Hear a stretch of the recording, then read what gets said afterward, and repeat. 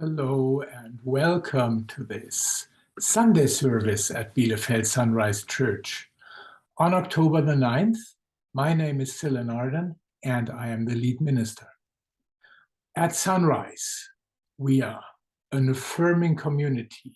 We are open to all who are curious, seeking, new believers, trying to find out together with us what it means to walk with Jesus in the 21st century. Our church services start every Sunday at 10 a.m. on our homepage. The live stream Devotional and Praise on Facebook on Saturday evenings at 6 p.m. As always, for updates and details, please check the Sunrise homepage at sunrise-church.org. Please feel free to listen to the weekly praise playlist before or after the service, and also check out the Sunrise playlists available on the homepage and on Spotify and YouTube. Lepers and Losers, Luke 17, verses 11 to 19. What a title. Let's look at our Bible reading first. I am reading from the NIV, the New International Version. From Luke 17, now on his way to Jerusalem, Jesus traveled along the border between Samaria and Galilee. As he was going into a village, 10 men who had leprosy met him. They stood at a distance and called out in a loud voice, "Jesus, Master, have pity on us." When he saw them, he said, "Go, show yourselves to the priests." And as they went, they were cleansed. One of them, when he saw he was healed, came back, praising God in a loud voice. He threw himself at Jesus' feet and thanked him, and he was a Samaritan. Jesus asked, "Were not all 10 cleansed? Where are the other 9? Has no one returned to give praise to God except this foreigner?" Then he said to him, "Rise and go. Your faith has made you well." A few years ago, I went to a conference. I met a pastor there named Kevin. Pastor Kevin was telling me about his mother-in-law who had passed away. She was a kind and generous person most of the time, but she could be a little judgmental. She had no patience at all for what she saw as bad manners. When Kevin and his wife were moving his mother-in-law out of her home and into an assisted living facility, they found a strange envelope. It was plain except for one word that she had written in ink across the front of it.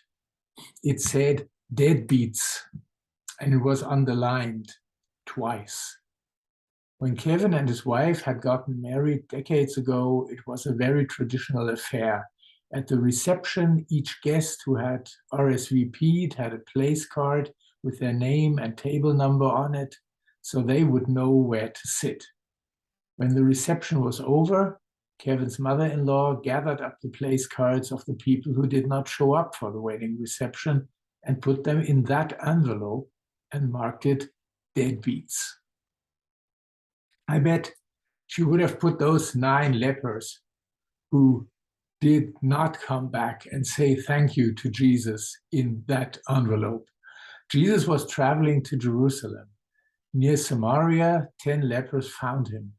Most of us have heard at least a little bit about leprosy or Hansen's disease. It's been around for thousands of years. It wasn't until the 1940s that a treatment was found. It wasn't until the 1970s that a cure was found and put into widespread use. Thank God we don't make people live in leper colonies anymore. You've probably never seen a leper. A student who studies microbiology explained why leprosy is not much of a problem for us today. Today, 95% of people are immune to leprosy. The ones who are not immune can be treated with antibiotics, so you can cross leprosy off your list of worries for today. The student also told me that leprosy or Hansen's disease can be passed from armadillos to humans and vice versa. So people who live in other climates I can imagine that's not going to be a big problem for us. Leprosy was different during the time Jesus walked the earth. The disease they had was probably not Hansen's disease. What we do know is that it was a dreadful skin condition that had no cure. The lepers of Jesus' day were the living dead. This is because they were separated from their families and everything else that they loved. No one would touch them or come near them. They weren't just sick, they were cast out. They were ritually unclean, so they couldn't even go to worship. They rang little bells to warn others that they were coming, so that people knew to get away. For some reason, I found that little detail to be especially sad, how demeaning to be reduced to wearing a bell like the ones people put on a cat's collars. Now, not surprisingly, the lepers called out to Jesus to have mercy on them. Jesus responded by telling them to go and show themselves to the priests. The background information that we need to know to understand this better is from the 14th chapter of Leviticus. If someone was ever cured of leprosy, they could gain readmission to the temple and to the rest of society. They had to go to the priest to be examined and ritually purified. The priest would certify that they were clean, quote unquote. Jesus told the 10 lepers to do this. Go and show yourselves to the priests. On the way to see the priests, the 10 lepers were healed. One of the 10 came back and threw himself at Jesus' feet and thanks him. Jesus asked an obvious question. What happened to the other 9? He healed 10 and only 1 said thank you. Reading this text, it's easy to take that fraction of 1/10 and apply it to our lives. Maybe we only turn to the Lord and say thank you 10% of the times that we should. One pastor I know says that 10% is about the right ratio. When he looks out in worship on any given Sunday, he only sees about 10% of the children he has baptized. He only sees about 10% of his confirmation students. I get feedback from 10% of my university students, if I'm lucky. It's easy to judge other people, to put them in an envelope marked deadbeats. But if we look into our own hearts, we know we are not as thankful as we should be. I know that Jesus said, judge, not lest you not be judged, and yet I sometimes find myself judging others when they don't act like I think they should. We have no idea what's going on in another person's life, and yet we feel like it's okay to condemn them. Did you ever wonder why all the lepers didn't go back and say thank you? Before we judge those other 9 as deadbeats, let's remember something. The other 9 did nothing wrong. They did exactly as they were told. All of them were healed. They were told to go and show themselves to the priests, and that is what they were doing. Then they went home to rejoin their families and their community. The one who turns back is different. He paused and took the time to really appreciate the blessing he had received. Then he went back to say thank you. He was blessed a second time. You might wonder about that. Blessed a second time? Wasn't he just made well like the others? Yes, but Jesus tells him your faith has made you well. He doesn't mean well like your skin is all better. The Greek word in this case is sozo, and it means saved or whole. This man is now right in his body and his spirit. He's doubly blessed. He gets the blessing of healing, just like the other 9. But he also gets the blessing that comes from recognizing blessing and giving thanks. He gets wholeness and joy in noticing and giving thanks. The original blessing is multiplied.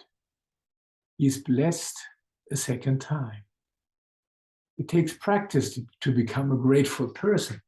One way that I have found helpful is to keep a journal and just write down the things that you are thankful for every day. Another way is to practice saying thank you to someone every day. A third way is to help others see the blessings that are all around us. A neighbor says that during the beginning of the pandemic, when we all had to stay inside our houses, her husband decided to take up bird watching. They have a big picture window in their living room. He hung all different types of bird feeders in the yard where they could see them. She was not on board for bird watching. It just didn't seem very exciting to her. The neighbor was sad to be stuck at home, and some birds eating seeds seemed like a small consolation. Yet she was wrong. She had no idea there were so many beautiful birds that would come to their yard. They live near a creek and a lot of trees. There were the birds that I expected would be there, and there were so many that I had never seen before. Pointing out God's blessings to others multiplies the blessing. I bet the 10th leper told every person he saw that Jesus had healed him. I bet he couldn't stop talking about it. He was a source of joy and faith for people around him. Giving thanks happens when you praise God in the sanctuary, when you say grace in your dining room, and even when you are in a parking lot with strangers. Not long ago, I was rushing around doing my errands. I pulled into the grocery store parking lot. When I got out my car, there were several people just standing there leaning on their cars. I was about to just keep going when an older woman said to me, "Look at the sky." I stopped and looked at the sky, and it was the brightest, closest looking rainbow I had ever seen. It was right over our heads.